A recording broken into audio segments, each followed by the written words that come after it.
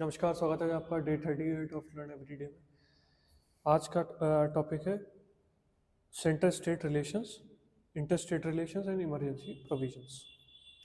सो हम सभी जानते हैं इंडियन कॉन्स्टिट्यूशन में एक फेडरल सिस्टम है but with unitary bias. India that is Bharat is a union of states but characters of federal है। Distribution of powers between union and states, union states के बीच में भाई ओरिजिनली टू टायर गवर्नमेंट थी, बाद में three tier हो गया। टू टायर क्या, यूनियन और स्टेट्स, बाद में थ्री टायर हो गया पंचायत और म्यूनसिपैलिटी और जोड़ दिए गए। बेसिकली हम यहाँ पे बात करने वाले हैं यूनियन स्टेट्स के बीच में जो पावर का डिवीजन है, लेजिस्लेटिव, एग्जीक्यूटिव और फाइनेंशियल। जुडिशरी का कोई ऐसा डिवीजन हुआ नहीं है, तो वो एक ही है, तो उसमें कोई ऐसा नहीं है कि भाई सुप्रीम कोर्ट ऑब्वियसली ऊपर है, बट सेंटर स्टेट में वो चीज़ डिवीजन है कि भाई यूनियन लिस्ट, स्टेट लिस्ट और concurrent list. Extraordinary situations covered under emergency provisions. Center state relations, relationship between union and state governments, article 245 to 263, 268 to 293 includes legislative, administrative and financial relations. Article 1 भाई सीधा सीधा कहता है India is a union of states not form by agreement between states. कोई ऐसा नहीं है कि बहुत सारे स्टेट साथ में आए और उन्होंने एक देश बनाया, नहीं। एक देश है, उसने अपने एडमिनिस्ट्रेशन को बेहतर रूप से चलाने के लिए डिवीजन किया। क्वासी फेडरल, केसीवेयर नाम याद रखिएगा। लेजिस्लेटिव रिलेशंस जो बेसिस है वो आर्टिकल 245 है, extent of laws. Article 256 distribution of legislative powers among the states.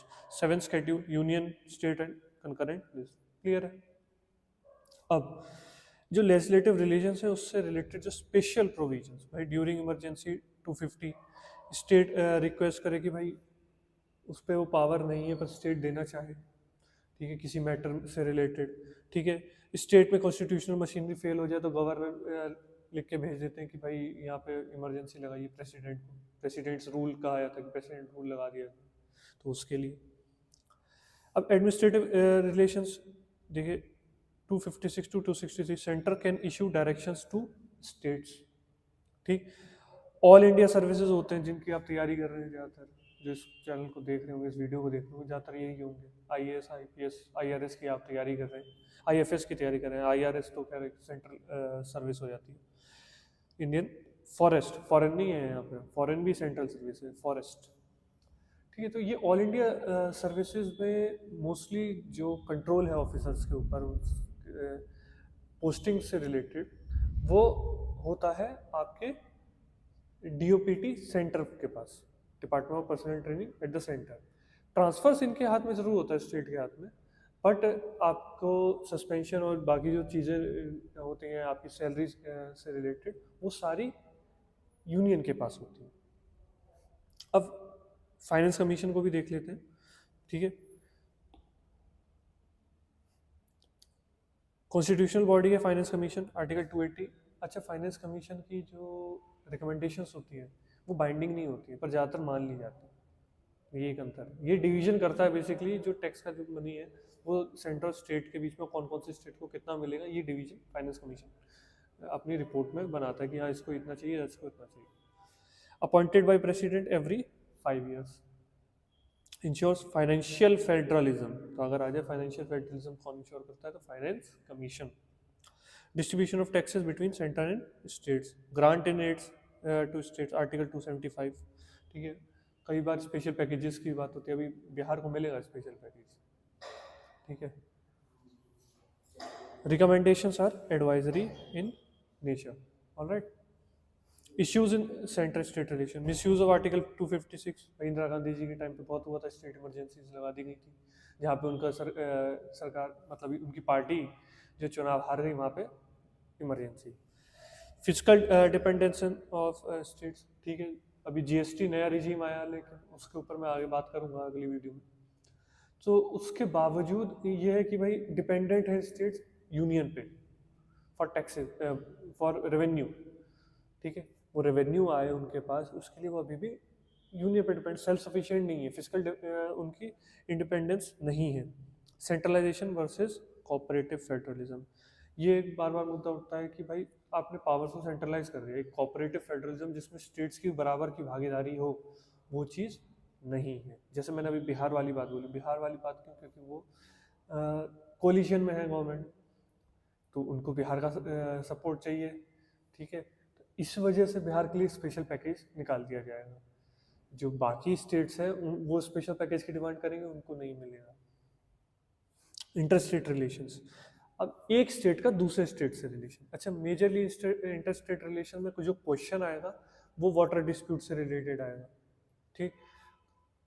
Reverse हैं, उनके वाटर को लेके कई स्टेट्स में डिस्प्यूट्स हैं, ठीक है।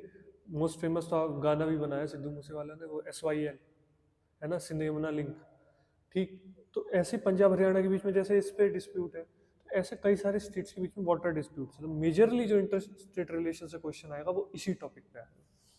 Relations among different states of India promotes unity, coordination and cooperation, झगड़ों को सुलझाना।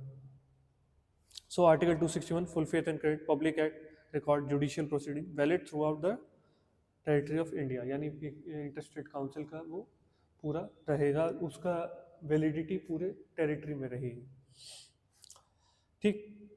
262 इंटरस्टेट वाटर डिस्प्यूट, जैसे मैंने बताया इससे ही ज़्यादातर सवाल आते हैं। पार्लियामेंट में provide for education, supreme court jurisdiction can be excluded, ये इंपॉर्टेंट पॉइंट है।